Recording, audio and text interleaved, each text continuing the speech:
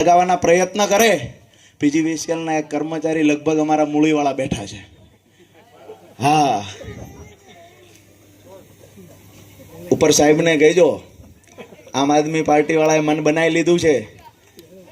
એક વાત એ પણ કરવા આવ્યો છું કે માત્ર સ્ટેજ પરથી વાતો નથી કરતા, પરિવારને પણ કહીને આવ્યા છીએ કે જે દિવસે ભાજપના મૂળિયા ઉખેડી નાખશું એ દિવસે શાંતિથી ઘરે હોવા માટે આવશું. બાકી જ્યાં સુધી ભાજપના મૂળિયા નહીં ઉખેડી નાખીએ ત્યાં સુધી આ તાકાતથી આ લડાઈ ચાલુ રાખવાની છે.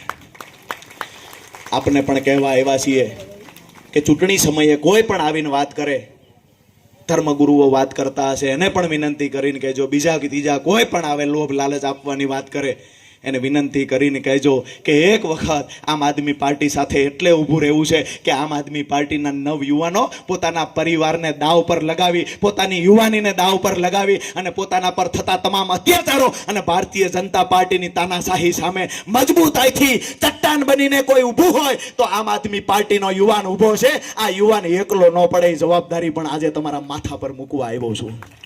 આપ સૌને મારી વાત પૂરી કરતા પહેલા ફરી વખત એક વાત કરીશ અને મારી વાતને પૂરી કરતા પહેલા વિનંતી કરું છું કે આપ સૌ અહીંયા મોટી સંખ્યામાં ઉપસ્થિત થયા છો ત્યારે આપ સૌનો હૃદયપૂર્વક આભાર માનું છું.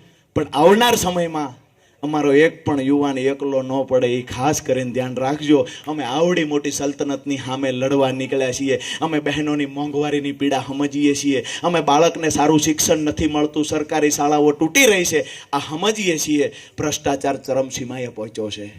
આજે જે લોકો કહેતા ભ્રષ્ટાચારનો દાગ નથી, એના પર એટલા બધા દાગ ભ્રષ્ટાચારના ભાજપ પર લાગ્યા છે કે ક્યાંક ને ક્યાંક ગમે એવડા પાવડર બહારથી વિદેશમાંથી આયાત કરો ને તો એ દાગ ભૂહાય એવું નથી. મનરેગાનું કૌભાંડ, આજે FIR દાખલ થઈ સોમાસરમાં. હું અહીંયા લાઈવના માધ્યમથી કેમેરાઓ ચાલુ છે ને કહું છું કે સુરેન્દ્રનગર જિલ્લામાં 300 કરોડ કરતાં વધારે છેલ્લા 5 વર્ષમાં મનરેગા કૌભાંડ થયું છે. જો મારી વાતનું ભાજપના નેતાને ખોટું લાગતું હોય તો મારી પર માનહાનિનો ગુનો દાખલ કરે. હું સ્પષ્ટતાથી કહી દઉં છું કે આમ આદમી પાર્ટીનો યુવાન રાજુ કરપડા ખુલીને કહે છે 300 કરોડ કરતાં વધારેનો ભ્રષ્ટાચાર માત્ર મનરેગામાં થયો અને ભાજપના ભૂખડ નેતાઓએ કર્યો છે.